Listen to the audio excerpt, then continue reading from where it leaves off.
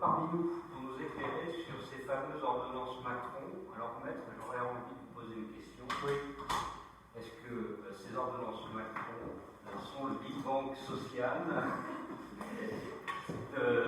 des années à venir? Voilà, je vous laisse la parole. C'est gentil, merci.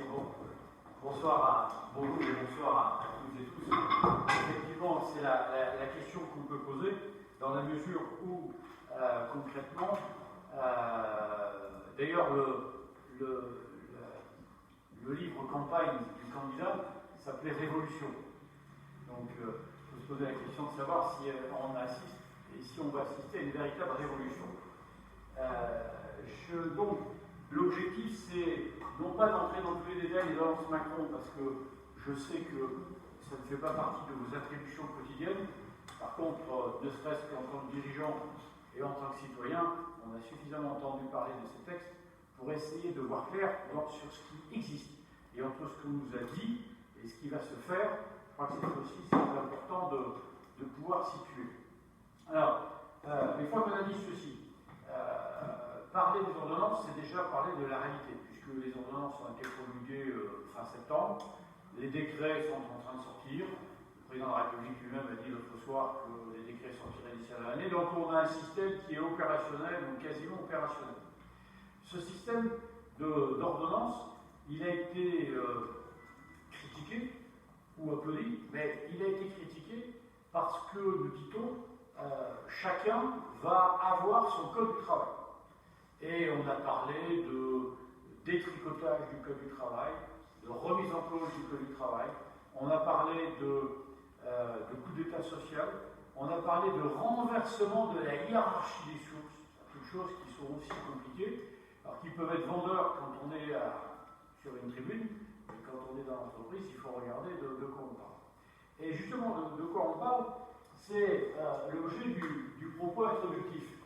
C'est-à-dire que quand on parle de cette question, il faut savoir qu'il s'agit en quelque sorte de pouvoir déroger à des conventions collectives.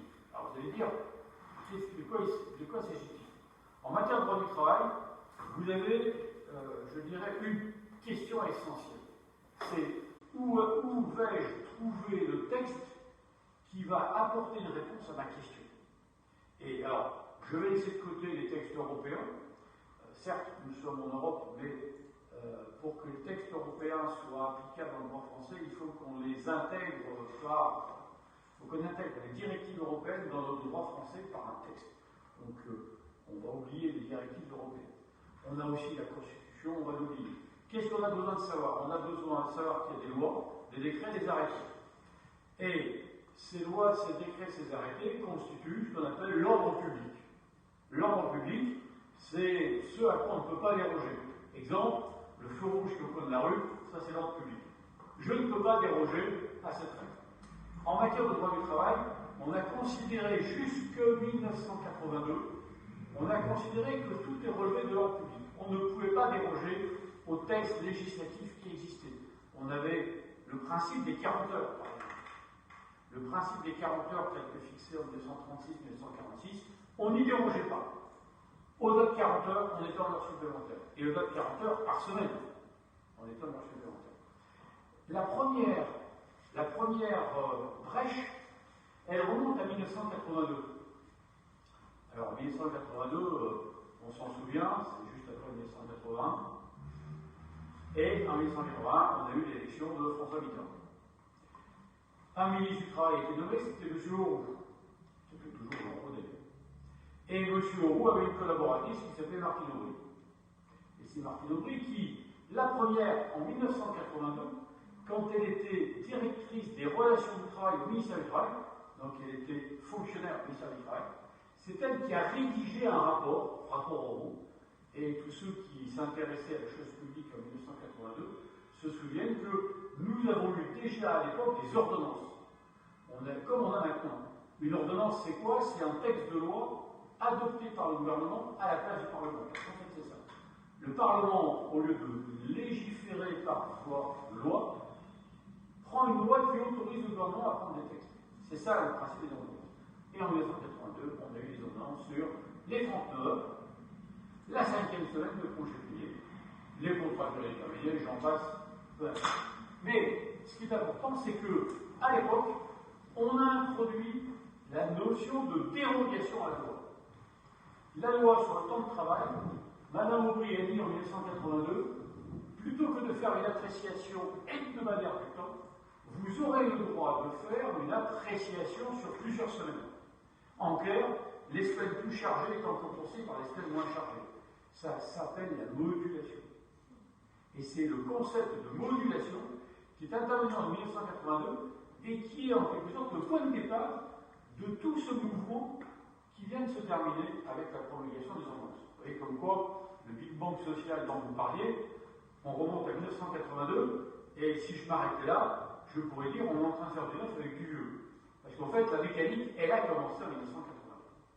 1982, donc on a dit, voilà, on va vous permettre une appréciation du temps, on déroge à nos sondeurs supplémentaires. Et plutôt que de dire, il y aura de supplémentaires toutes les semaines, on va dire, il y aura de supplémentaires sur plusieurs semaines, voire sur l'année. C'était ça la mécanique. Je vais passer rapidement. 1986, on a eu changement politique. Premier ministre, M. Jacques Chirac, ministre du Travail, M. Séguin. On a amplifié à l'époque le mécanisme de modulation, d'annualisation. Et on a donc créé là, pour la première fois, c'était la dérogation à la loi par la négociation collective. En clair, la négociation collective, ici, on peut vous en parler, nous sommes dans les locaux de syndicats professionnels. De syndicats professionnels qui rencontrent des syndicats de salariés pour négocier des conventions collectives de branche. Moi-même, ce matin, j'ai passé 4 heures en commission paritaire avec la délégation patronale, une délégation patronale dont je m'occupe, et en face, nous avions les 6 syndicats, parce que dans cette branche, on a aussi dit ça, on avait 5 habituels plus dit ça, on avait les 6 fédérations syndicales, pour négocier une convention collective, des avenants à la convention collective. Donc, c'est ça, en fait, l'idée. Je déroge à la loi par la négociation collective. Le mouvement est resté d'actualité, et la deuxième question qui a été posée, c'est 2004. En 2004, on a dit oui, c'est bien de pouvoir déroger à la loi. Ça crée de la souplesse, ça crée de la capacité d'adaptation branche par branche. On peut créer des choses. Parce que là, je suis arrivé en 2004, j'ai sauté 2000. L'an 2000, c'était la loi sur la réduction du temps de travail à 35 heures. Et la loi Aubry, encore la loi Aubry. La loi Aubry, en 2000, c'était comment réaménager le temps de travail dans le cadre d'une réduction. Le problème étant, bien sûr, celui de la réduction étant aussi celui de l'aménagement du temps de travail. Comment aménager le temps de travail sur plusieurs semaines ou sur l'année. C'était ça, en fait. C'est ça, en fait, la question. Et donc, en 2004, on dit, puisque on peut déroger la loi, pourquoi on n'irait pas déroger par accord d'entreprise à la convention de branche? En clair, dans l'entreprise dirigée par monsieur, pourquoi, avec les représentants du personnel, je n'irai pas déroger à ce qu'a dit la branche? Je me crée ma propre réglementation. Et donc, en 2004, on a introduit cette possibilité de dérogation à la convention collective.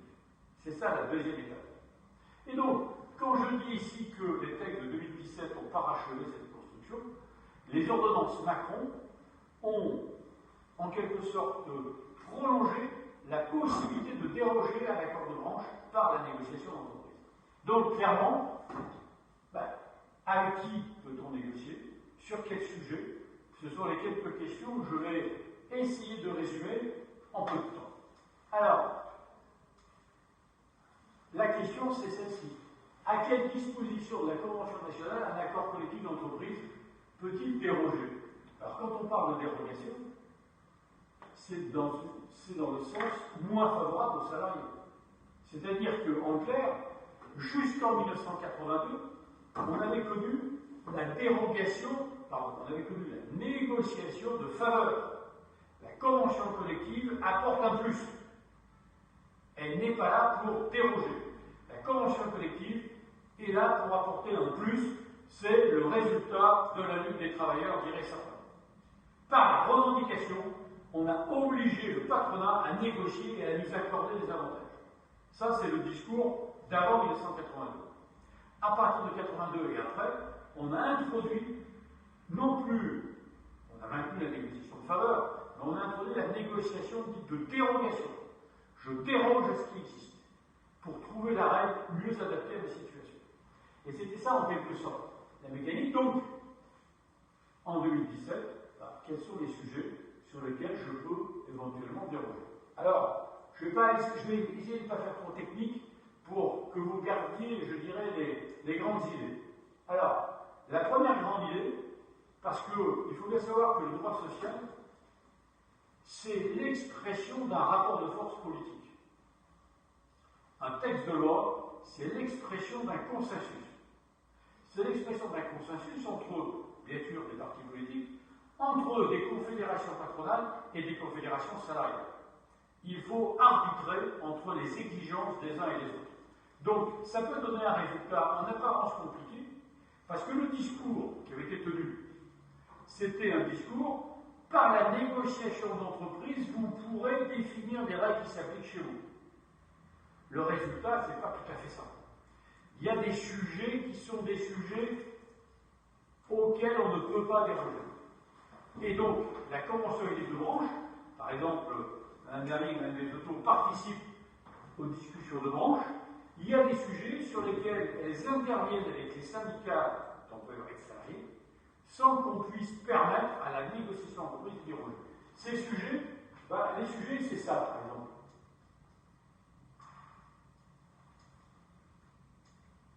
Voilà. Alors, là, on vous a résumé un peu. Ça veut dire quoi? Ça veut dire que là, ce sont les sujets sur lesquels la convention de branche institue des minima auxquels les accords d'entreprise ne peuvent pas déroger. C'est ce qu'on appellera l'ordre public social. Je ne peux pas y déroger. Exemple, salaire minimum. Au niveau de la branche, on définit salaire minimum. Au niveau d'entreprise, je ne peux faire que mieux. Je ne peux pas faire moins bien. Je parle des classifications. Classification et salaire minimum, ça va de pair. L'emploi de monsieur X est classé au coefficient 150. Il y a un salaire minimum au niveau de l'entreprise. Je peux bien adapter la classification. Je ne peux pas faire moins bien, je ne peux faire que au moins aussi bien, voire mieux. Après, il y a des sujets sur lesquels la branche va traiter et l'accord d'entreprise ne pourra rien faire. Par exemple, le financement du paritarisme. Par exemple, le financement de la formation professionnelle. On décide ce qu'on appelle des OPCA, des organismes paritaires, collecteurs agréés de distribution, et les garanties collectives complémentaires, tout ce qui est frais de santé, régime de prévoyance. Ce sont des sujets sur lesquels on ne peut pas, en quelque sorte, déroger. Donc voilà, ici, résumé, des sujets qui continuent de constituer un ordre public auquel on ne peut pas déroger, au moins, on ne peut que l'améliorer. Vous allez me dire, là, rien n'a changé. Rien n'a changé par rapport à ce que nous avions connu jusqu'à maintenant. Exact. Ensuite, vous avez d'autres sujets sur lesquels l'accord de branche peut en parler, l'accord d'entreprise aussi. Alors regardez, les facteurs de risque professionnel, l'emploi des handicapés, les questions intéressant les délégués syndicales et, on va dire, des travaux dangereux insolubles. Ça sont des sujets sur lesquels l'accord de branche peut intervenir, mais l'accord d'entreprise peut aussi intervenir, sauf si l'accord de branche a verrouillé la question. Ça veut dire quoi? Ça veut dire que, est-ce que sur ces sujets-là, je peux être moins disant que l'accord de branche? Sur l'emploi des handicapés et sur les délégués syndicaux, d'ailleurs, par l'expression, c'est pas ça le plus important et ce ne sont pas les sujets qu'on traite le plus souvent. Les facteurs de risque professionnel, ça peut être intéressant, sauf que c'est plus un problème d'entreprise que de branche. En quoi les conditions de travail dans l'entreprise sont-elles facteurs de risque? Ça relève de l'entreprise, plus que de la branche. Reste quoi ici? Les primes. Parce que la question qui est posée derrière, c'est celle des primes. Est-ce que par accord d'entreprise, donc par accord conclu avec la représentation du personnel dans l'entreprise, est-ce que par accord d'entreprise, je peux déroger à des primes existantes dans la branche? Alors, réponse. La réponse qu'on peut trouver dans votre secteur d'activité, c'est ça. Dans votre convention, dans la convention éthique des industries alimentaires diverses, qu'est-ce qu'on a? On a des minima conventionnels, on n'y touche pas. Par contre, on a des primes. On a des primes qui sont primes de froid, primes d'ancienneté, contrepartie aux opérations d'habillage, et ainsi de suite.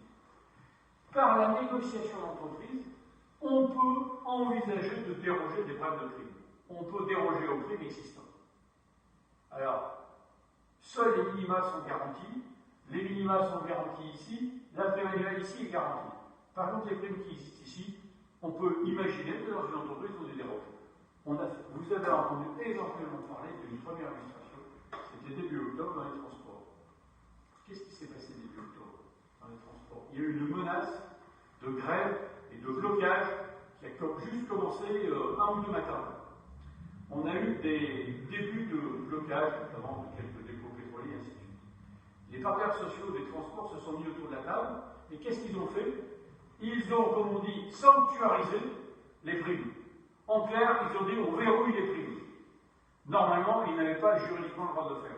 Ils l'ont quand même fait avec la bénédiction ministérielle. Parce que c'est comme ça après que les camions ont pris la route. Bon, on a, en quelque sorte, on s'est assis sur des règles pour dire la paix sociale vaut mieux que le respect de la règle de droit. C'est comme on veut, mais c'était ça la mécanique.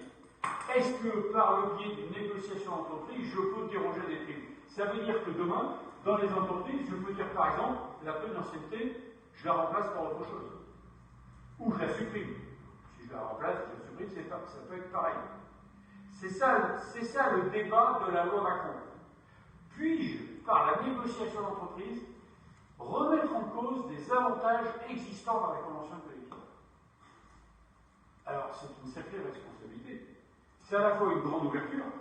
Vous parlez des Big Bang, effectivement. C'est la première fois qu'on parle comme ça. C'est ce qui fait dire à M. Mélenchon sur une tribune à Marseille, c'est un coup d'État social. C'est ce qui fait dire à M. Martinez, chacun va avoir son code du travail. Et M. Martinez, je vais regarder tout à l'heure les images, il était en train de manifester place de la République tout à l'heure. Même si le texte est voté.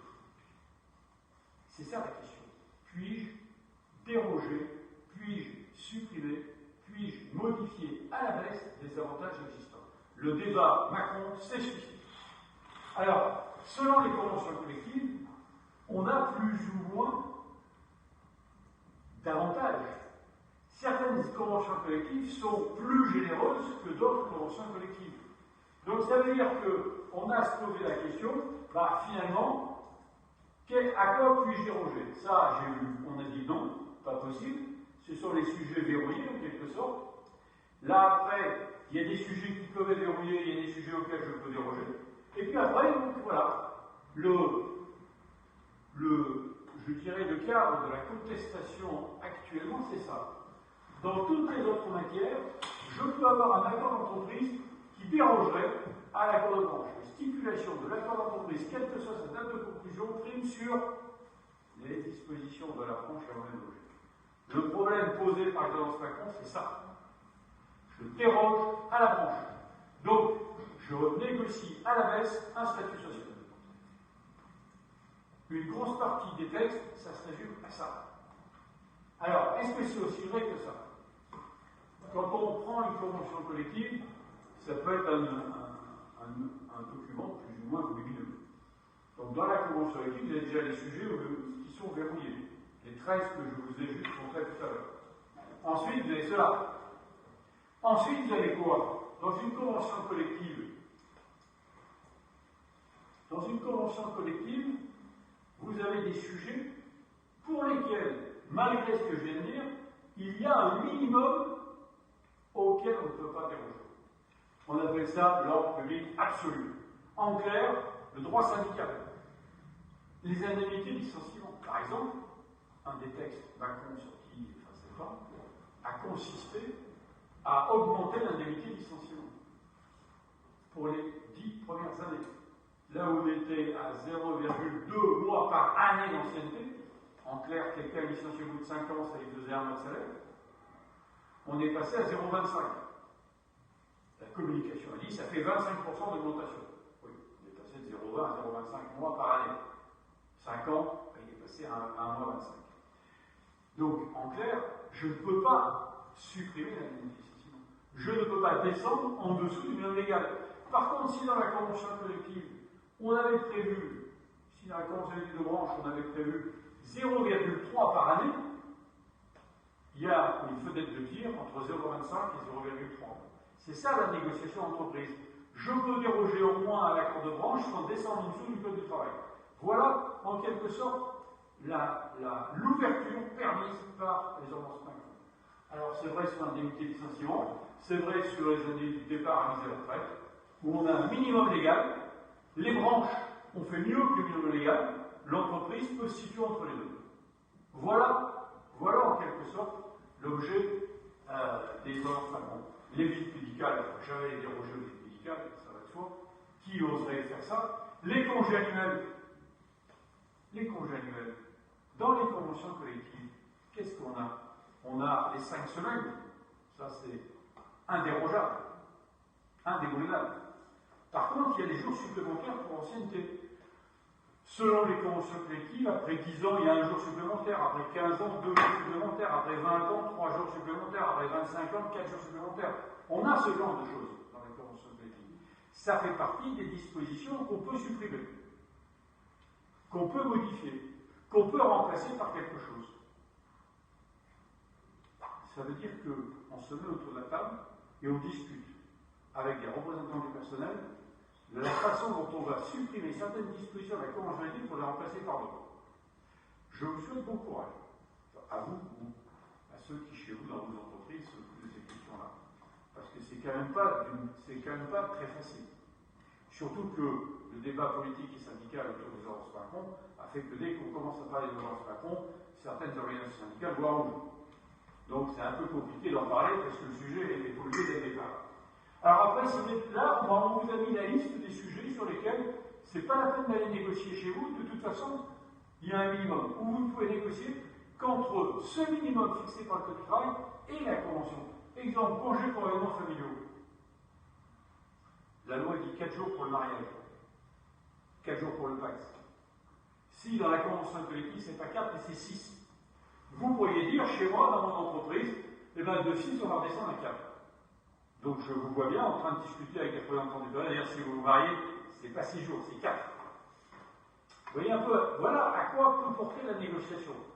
Ça nous fait sourire ici, c'est pas toujours aussi léger comme débat, mais c'est ça l'objet.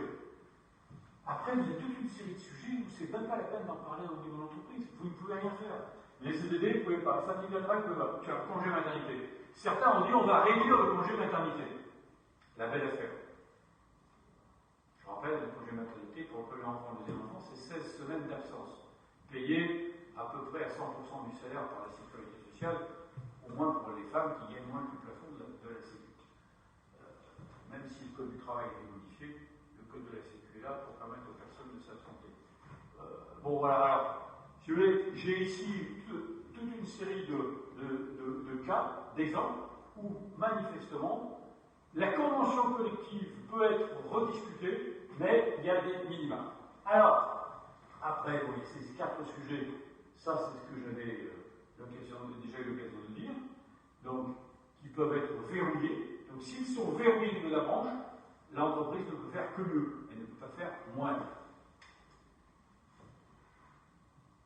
Donc, reste alors à ce moment-là, puisque là j'ai recensé les dispositions auxquelles on ne peut pas déroger, resteraient les dispositions auxquelles on peut déroger.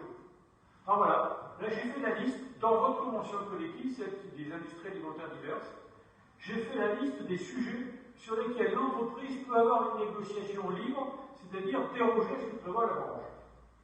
Bon, champ d'application, on voit mal au niveau d'une entreprise modifier l'article. Les discriminations, les révisions, les avantages acquis, la publicité, et ainsi de suite, autant de sujets où vous n'avez rien à faire au niveau d'une entreprise. Ce n'est pas la peine de vous lancer dans une discussion de ce type. Ça ne vous apportera rien en termes pratiques. Après, qu'est-ce qu'il y a?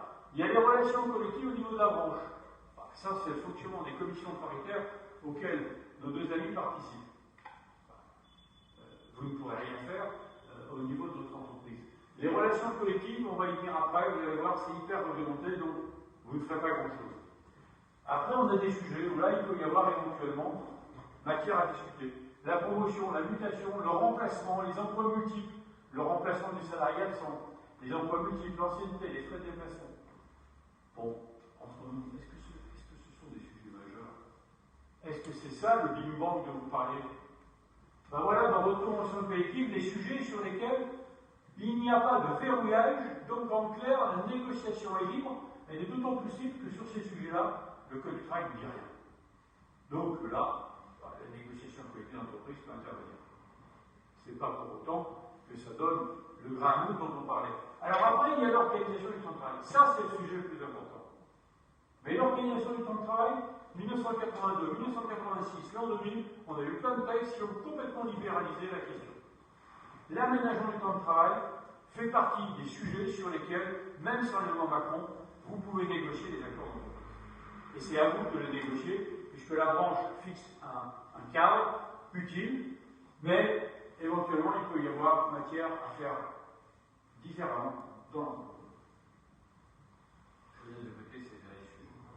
Donc ça veut dire que voilà les sujets, en quelque sorte, sur lesquels on peut avoir de la négociation, on peut avoir du grain à moudre. Alors la première question, c'était celle-ci, et c'est ça un des apports de Macron, c'est il y a des sujets ouverts à la négociation. Il y a des nouveaux sujets ouverts à la négociation. Avec qui? Alors précisément, avec qui, c'est ça, les nouveaux acteurs.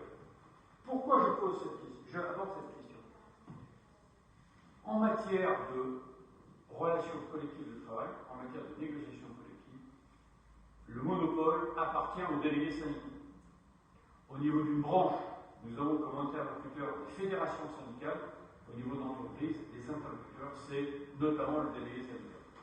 Le délégué syndical, parce qu'il a reçu un monopole de la négociation en 1968, octobre 68, bien entendu, c'était en lien avec les événements de 68, ça va de soi. La question a été posée, faut-il permettre à d'autres négociateurs d'intervenir? On n'a pas forcément des délégués syndicaux. Dans une entreprise, il y a des représentants élus. Des représentants élus par le suffrage universel de la collectivité des salariés. Est-ce que ces représentants élus ne seraient pas plus légitimes à négocier ce qui est bon pour le personnel plutôt que les délégués syndicaux, certes salariés d'entreprise, mais désignés par une fédération syndicale extérieure à l'entreprise?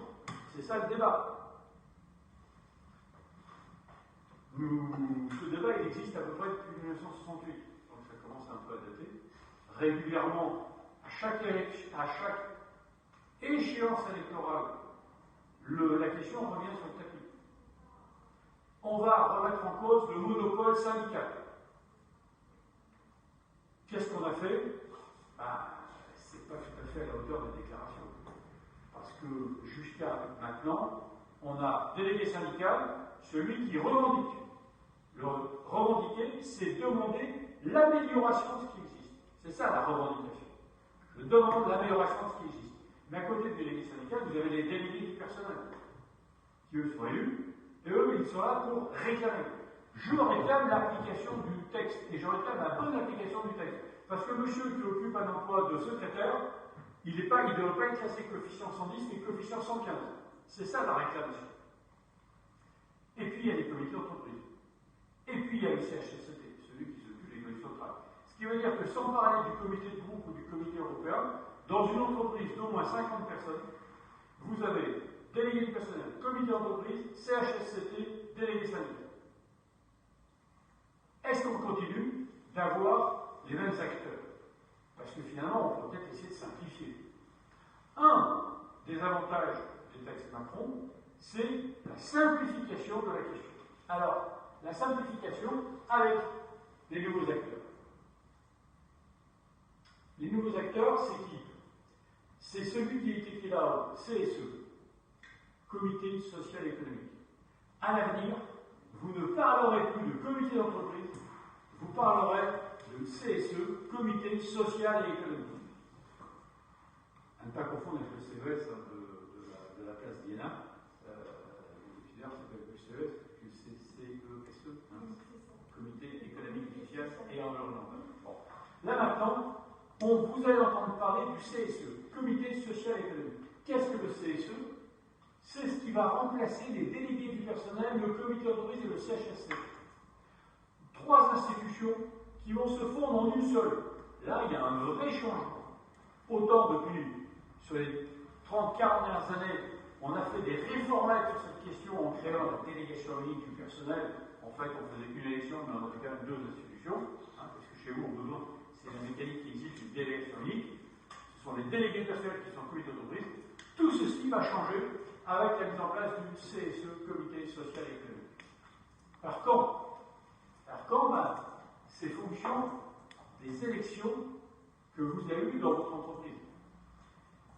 Si les mandats des délégués du personnel et du comité d'entreprise expirent d'ici le 31 décembre 2017, ça veut dire que les élections ont eu lieu chez vous en principe en 2015.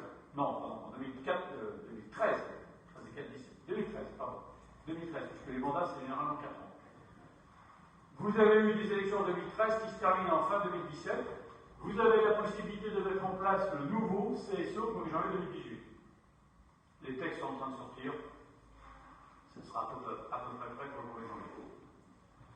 Vous avez aussi la possibilité de dire on va proroger les mandats pendant un an. En clair, je vais continuer sur une partie de l'année 2018 avec mes actuels élus. Je verrai après. On peut proroger. Deuxième hypothèse, les mandats se terminent, les mandats de 4 ans se terminent en 2018. Donc on a eu des élections a priori en 2014. Des élections qui se finissent un mandat qui se finit en 2018. Au terme des mandats, on met en place en principe la nouvelle institution. Sauf que vous avez la possibilité de réduire ou proroger d'1 an les mandats. En clair, si les mandats se terminent au 30 juin 2018, vous pourriez dire on va anticiper l'échéance du mandat, ou au contraire, on va retarder l'échéance du mandat. Ça, on peut le faire par accord avec les délégués syndicaux, par décision unilatérale. C'est un des sujets qui coince. Parce qu'en clair, la révision de ces institutions pose quelques questions. Deux, ça veut dire que par décision unilatérale de l'employeur, on peut ou retarder une échéance électorale ou anticiper l'échéance électorale. Certains disent c'est quand même pas très démocratique ce truc. Eh ouais, attendez, vous avez des délégués du personnel, on coupe l'enregistrement, vous avez des délégués du personnel, il y en a un qui ne vous revient pas, eh bien tiens, ça tombe bien, en 2018, au lieu que ça se termine le 30 novembre, on va dire que ça se finit le 31 mars. Par décision unilatérale, on peut. Certains critiquent. Là, on aurait donné lieu à quelques manipulations. Mais c'est prévu. Si maintenant les mandats actuels se terminent en 2019, vous avez la possibilité, de quoi faire les élections en 2019. Parce qu'au plus tard, les mandats vont se terminer, les mandats actuels se termineront le 31 décembre 2019. C'est-à-dire que si par exemple, vous avez fait chez vous le comité d'entreprise, les délégués du personnel ont été élus par exemple en 2016, donc l'année dernière, ou au début de cette année 2017, quoi qu'il en soit, fin 2019, vous aurez des élections. Les mandats tombent. Voilà pourquoi je disais, vous allez entendre parler du CSE, Comité social économique, qui, d'ici fin 2019, au plus tard, aura remplacé délégués du personnel, comité d'entreprise, CHSCT. Alors, c'est pour faire quoi? C'est pour faire quoi? Pour faire la même chose que ce qu'on fait jusqu'à maintenant. C'est-à-dire que jusqu'à maintenant, vous avez les réclamations par les délégués du personnel. Ça continuera d'exister dans le cadre du CSE. Actuellement, vous avez un comité d'entreprise qui a en gros 3 catégories d'attributions. Les attributions économiques. On consulte le comité d'entreprise sur la marge générale de l'entreprise, sur les résultats, bilan et les études une fois par an. Ça continuera. Le comité d'entreprise a compétence sur des attributions professionnelles. Tout ce qui va intéresser, disons, l'organisation du travail, les horaires de travail, l'aménagement du travail, le CSE continuera de s'en occuper. Le CHSCT, il se réunit tous les trimestres, et bien à l'avenir, 4 fois par an, tous les 3 mois, on aura une réunion du CSE qui portera sur les conditions de travail. En clair, on va remplacer 3 institutions par une, mais on ne modifie pas les attributions. On va continuer de parler des mêmes choses, avec les mêmes préoccupations, même niveau d'information, même niveau de consultation, même recours à des experts. Voilà en quelque sorte les nouveaux acteurs. Les nouveaux acteurs, c'est ça, c'est-à-dire que je vais donc pouvoir ne parler qu'avec une seule institution. Ça, c'est pour tout ce qui est délégué du personnel, comité d'entreprise, CHSC. Il y en a un dont on n'a pas encore parlé, c'est le délégué syndical. Le délégué syndical, il n'est pas là-dedans. Il est à côté. Le délégué syndical, sa mission, c'est animer l'activité syndicale. Animer l'activité syndicale, c'est tenir des réunions syndicales, c'est distribuer des tracts, c'est coller des affiches, c'est organiser une grève, et ainsi de suite. C'est ça le délégué syndical. Et c'est de négocier des accords collectifs. Donc, la négociation des accords collectifs reste au délégué syndical. Mais, avec le temps, on a dit quand même, il faut réussir à remettre en cause ce monopole syndical. Il faut ouvrir la possibilité de négocier des accords à d'autres personnes que le délégué syndical. Alors, avec le temps, on a essayé de déléguer du personnel. Tout le monde est passé du taille, parce qu'on a eu plein d'hypothèses, plein de changements selon les gouvernements successifs.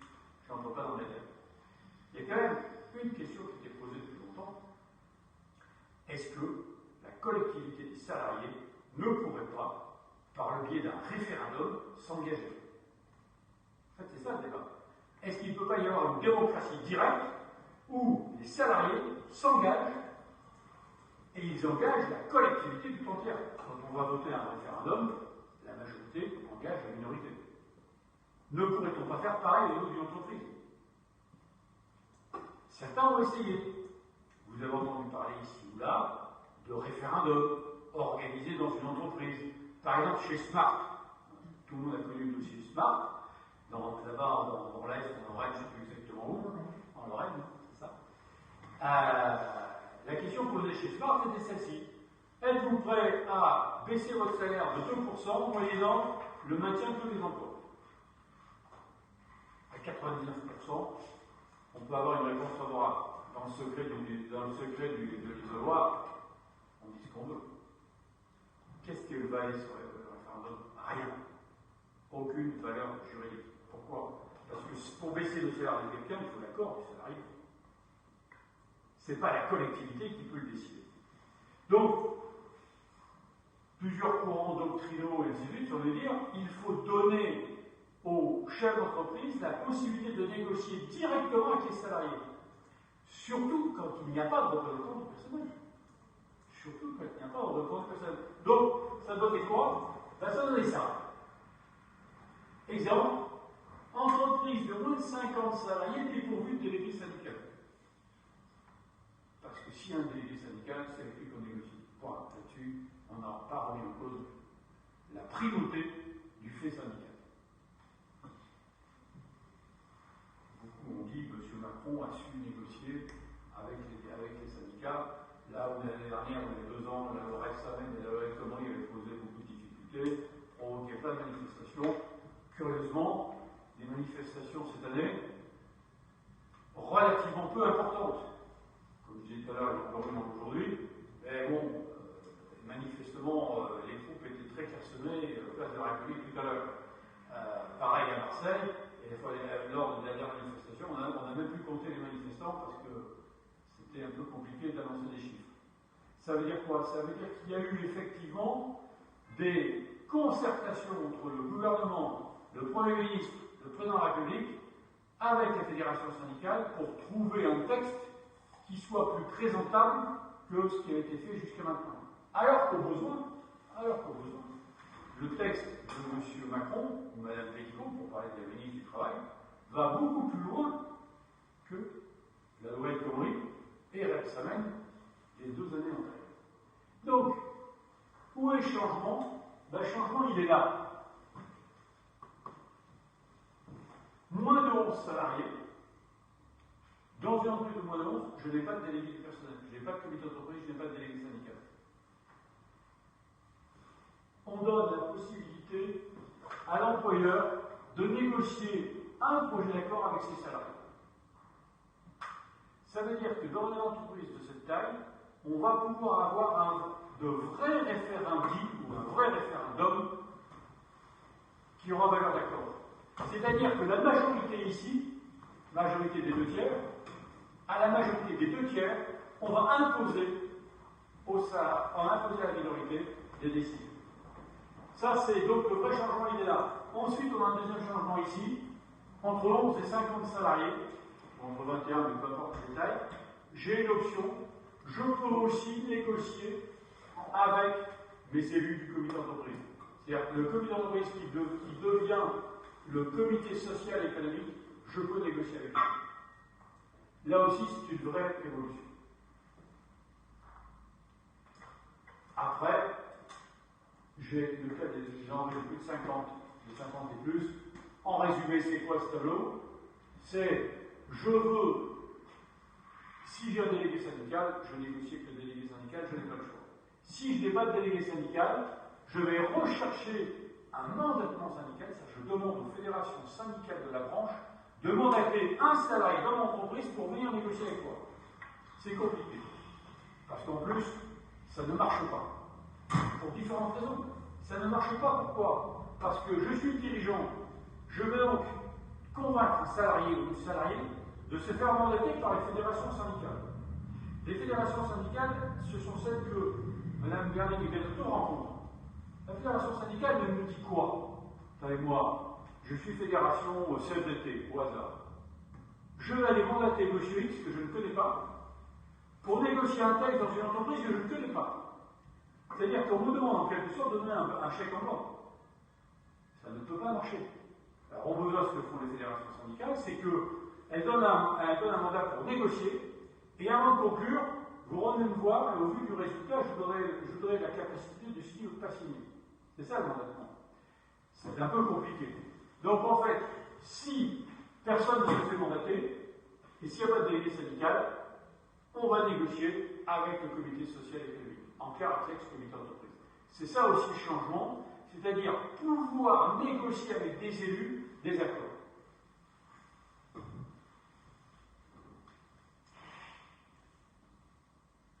Ça pose quand même la question, pourquoi négocier finalement?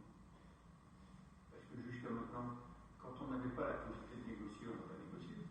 Et sur qui on comptait? Sur la branche. La convention collective de branche apporte des réponses aux questions d'entreprise. Pourquoi irais-je prendre la responsabilité d'une négociation d'entreprise?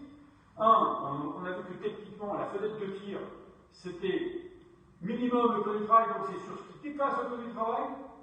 Donc c'est sur le contenu qui se situe entre le code du travail et la convention de branche. Il faut déjà bien cibler de quoi on parle, puis pour signer, il faut être double. Il faut trouver des interlocuteurs capables d'ouvrir une discussion là-dessus. Deuxièmement, les phases de négociation d'entreprise sont toujours des phases un peu tendues. Ça crée un peu d'agitation. Donc certains disent on préfère finalement que ce soit la branche qui règle le problème. Et l'autre question derrière ça, c'est finalement, dans une entreprise, quelle est la source des règles qu'on applique? Est-ce le code du travail? Là, je ne peux pas y déroger. Est-ce la convention collective? Je peux y déroger. Il y a aussi toute la part donnée aux usages, aux pratiques internes. Les usages dans une entreprise sont beaucoup plus importants qu'on ne pense. Parce que tout ne provient pas d'une convention collective, tout ne provient pas du code du travail. Il y a pour beaucoup toutes les notes de service et toutes les décisions unilatérales, toutes les réponses au comité d'entreprise, les réponses aux délégués du personnel, c'est tout ça les usages. Et là, il y a beaucoup plus de choses à regarder que ce que je suis en train de dire. Parce que selon les règles que vous avez adoptées ou que vous avez laissé adopter, ce sont des règles qui peuvent évoluer avec le temps. Elles peuvent être revues, elles peuvent être dénoncées. Parce que les usages obéissent à des règles d'énonciation beaucoup plus faciles que la convention collective et l'institut. Donc le vrai débat, il n'est même pas là. Il est d'où viennent les règles que j'ai. Alors pour finir, il y a des sujets majeurs, il y a des sujets moins majeurs. Les possibilités de répartition des ordres de délégation entre les titulaires, actuellement ce n'est pas possible, maintenant on va le permettre. Okay. Les suppléants, ça c'est plus important. Là il y a un vrai changement. Actuellement, quand on convoque un comité d'entreprise de délégués personnels, on convoque les titulaires et les suppléants. Et ils viennent participer aux réunions. À l'avenir, dans le nouveau système, les suppléants ne seront plus invités. Sauf que le relais qui remplace un titulaire. Il y a un vrai changement. Curieusement, personne n'en a parlé.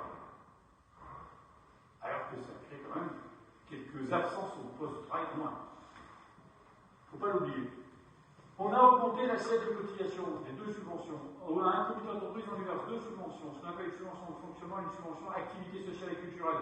C'est pour les fêtes de fin d'année, le cadeau de la fête des moments, les fêtes des repas, tout ce que vous voudrez. On augmente l'assiette. Actuellement, c'est en gros le salaire, enfin, la masse salariale, sauf la rémunération versée aux mandataires sociaux, sauf les remboursements de frais, et sauf quelques années de rupture. À l'avenir, c'est tout ce qui constitue le fonds de commerce de l'URSSAF, c'est-à-dire l'article 240 du Code de la Sécurité sociale, tout ce qui est versé à l'occasion en contrepartie du salaire. Tout ce qui est versé en contrepartie du salaire ou à l'occasion du travail. Plus participation et intéressement. On va maintenant avoir sur la participation et l'intéressement le calcul des subventions versées au CE, ce qui ne se faisait pas. Donc sachez que dans vos entreprises, l'assiette va augmenter avec ce que je viens de dire. Bon, après c'est de la mécanique technique, donc je ne citerai pas. Enfin, j'ai dit tout à l'heure que le délégué syndical restait à part du CSE. On a aussi la possibilité, avec l'accord du délégué syndical, de transformer le CSE en conseil d'entreprise. Donc, et dans ce cas-là, au sein de cette institution qui s'appellera conseil d'entreprise, je vais négocier les accords collectifs.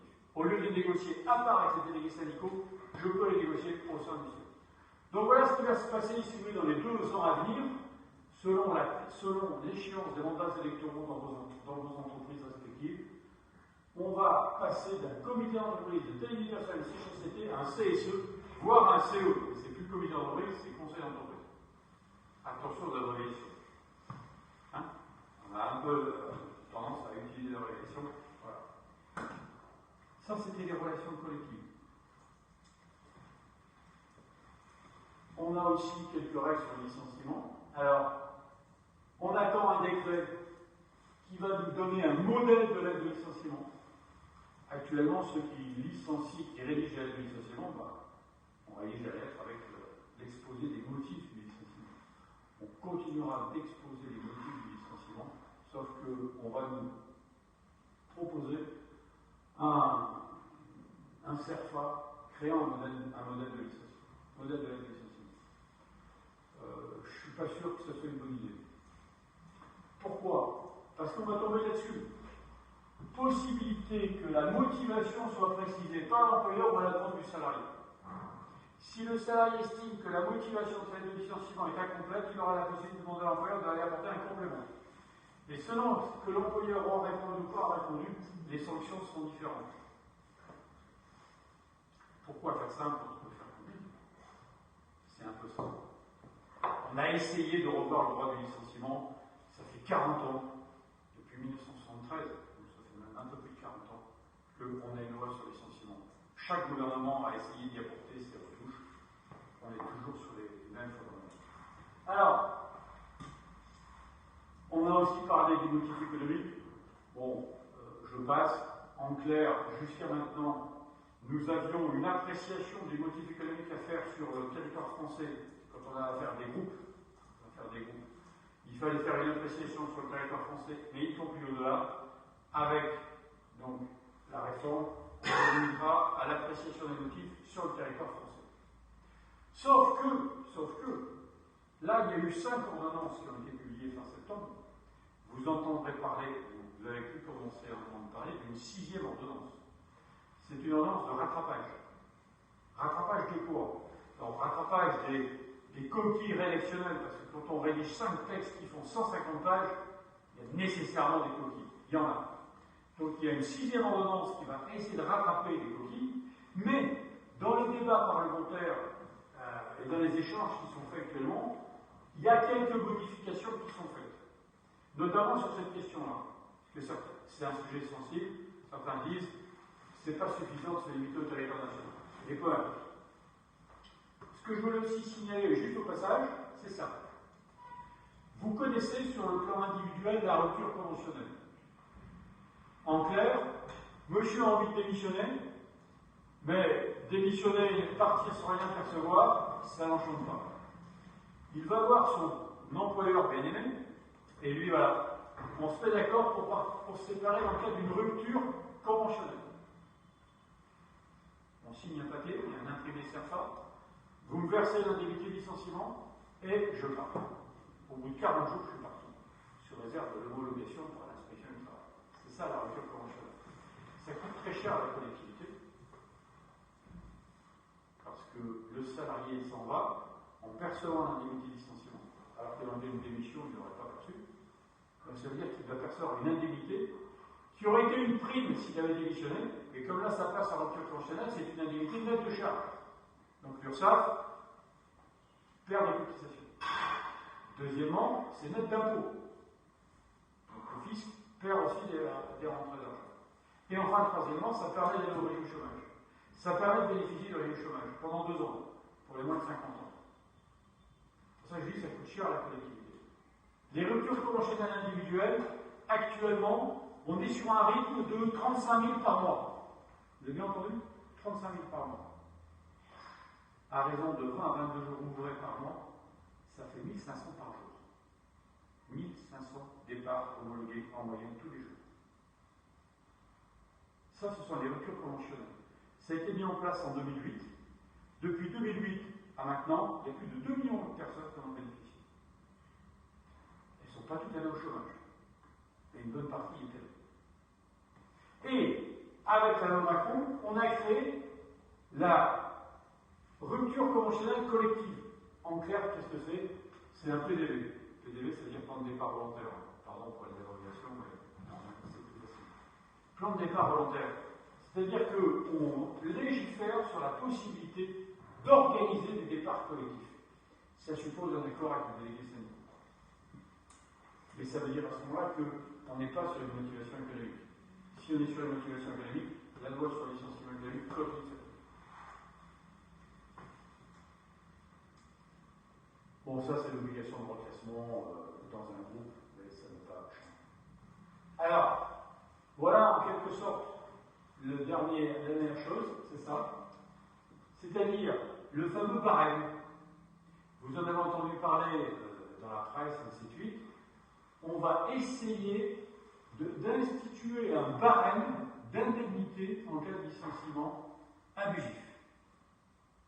Actuellement, et ça sera le dernier propos, actuellement, un salarié licencié sans motif jugé valable perçoit au minimum 6 mois de salaire à titre de dommage intérêt. Son ex-employeur est condamné à lui payer au moins 6 mois de salaire à titre de dommage intérêt. Et au moins 6 mois peuvent faire 9, peuvent faire 12, peuvent faire 15, selon les circonstances du licenciement, selon l'âge du salarié, selon s'il a 30 ans ou 58 ans, selon la situation de famille, selon le passé judiciaire de l'entreprise. Ça aussi, ça fait partie de l'appréciation. Et on peut avoir des condamnations alors, de 6 mois à 12 mois, 15 mois, 18 mois. Moi, j'ai eu toujours une condamnation dans un dossier, 18 mois de salaire, c'est la cour d'appel de Toulouse, et il n'est pas allé comme dire avec le dos de la cuillère. C'est vraiment une grosse condamnation. Le législateur introduit un barème avec un minimum et un maximum. Alors, indemnité minimale de 1 mois jusqu'à 3 mois. C'est-à-dire que si le licenciement est jugé abusif, dans cette tranche d'ancienneté à partir de 2 ans, ça sera au moins 3 mois. Le maximum, il va être là. C'est-à-dire qu'actuellement, le minimum, c'était 6. Le minimum, ça va être 3. On a divisé par 2. Là où le salarié pouvait obtenir 6, 7, ainsi de suite, c'était à partir de 2 ans d'ancienneté. Il pourra éventuellement espérer d'aller jusqu'au maximum à partir de 6 ans d'ancienneté. Le maximum du maximum, il a été fixé à 20 mois.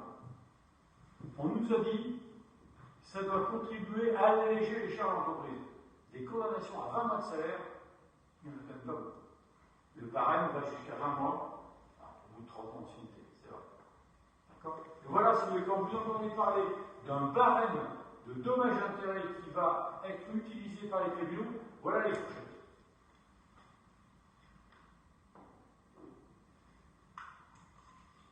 Voilà en résumé. J'ai oublié volontairement Et l'essentiel, c'est ça. C'est-à-dire, si vous voulez l'essentiel, en résumé, c'est 1. Une ouverture à la négociation collective pour les salariés directement dans les petites entreprises. Ouverture au comité d'entreprise qui devient CSE pour la négociation collective. Deuxièmement, plus de sujets sur lesquels on peut négocier, mais malgré tout, ça reste limité. Ce n'est pas à la hauteur du Big Bang annoncé. Troisièmement, sur les relations individuelles, il y a ici ou là quelques aménagements sur le licenciement. Le plus important étant celui-ci. Parce que là, c'est là où ça fait du bruit. D'abord parce qu'on a réduit dans certains cas les indemnités, et puis dans d'autres cas, certains disent, puisque maintenant il y a un barème, la négociation de la transaction, elle va se faire par rapport à ça. Là où actuellement on licencie un salarié et on se met d'accord avec lui sur une transaction de X au mois de salaire, on dit, mais ça, c'est ça qui doit servir de référence. Et ce tableau-là, malgré ce qu'on nous a dit, il est finalement globalement plus élevé que les condamnations qu'on a connues ici jusqu'à maintenant. Et ça, c'est la politique. Voilà, moi j'ai fini de vous résumer en quelques minutes. On est dans les temps. Dans le temps des questions. Voilà, on a tout le temps des questions, mais en quelques minutes, là c'est, je dis, les ordonnances Macron, c'est 150 pages de texte. Alors, si jamais vous voulez lire, vous voulez un livre de chevet, allez voir le Code du travail dans sa dernière édition, ça fait 4000 pages. Il n'a pas baissé le volume. Voilà la matière du droit social qui continue de donner lieu à quelques. Alors derrière ça, si vous voulez, ne soyez pas surpris. Alors, soit vous-même, soit dans vos entreprises, d'entendre parler d'évolution dans la convention collective, d'évolution de la négociation collective. Là, j'ai essayé de parler de la négociation collective en entreprise, parce que c'est ça l'élément majeur de la communication Macron, c'est permettre aux entreprises de négocier, et de négocier plus facilement. Sauf qu'au niveau des branches, il y a tout un travail de révision des accords de branche, parce que d'une part, il y a des clauses qui vont évoluer. Deuxièmement, dans les accords de branche, on parle des comités d'entreprise, délégués personnels, on n'en parlera plus à l'avenir. Donc nécessairement, il va y avoir un travail d'actualisation de la convention collective. Moi j'ai dit ce matin, je le dis dans une commission paritaire, 4 heures de discussion avec les syndicats pour ne rien signer finalement à la sortie. Mais on se reverra dans un an. Alors juste pour information, en fait, il y a eu une présentation de toutes ces discussions et de toutes ces ordonnances Macron, évidemment, dans le cadre de la commission sociale, qu'on a déjà présenté à tous les DRH, et d'ailleurs c'est le président Kilic qui l'a fait. Oui, j'étais venu. Oui, en faisant une présentation un peu plus technique. Oui, bien sûr. Là, j'ai fait du survol. Et c'est vrai qu'on va faire effectivement ce travail d'analyse et on proposera au conseil d'administration, après avoir fait tout le travail en amont avec la commission sociale, et éventuellement des sujets sur lesquels on engagera des discussions en 2018 et 2019. Voilà. Merci Maître, en tous les cas. Merci de m'avoir invité. Non, vraiment, c'était très intéressant. En tous les cas, vous avez fait un effort pour illustrer. Ne pas être trop technique. Ah oui. Merci. Oui, on peut continuer s'il y a des questions plus particulières.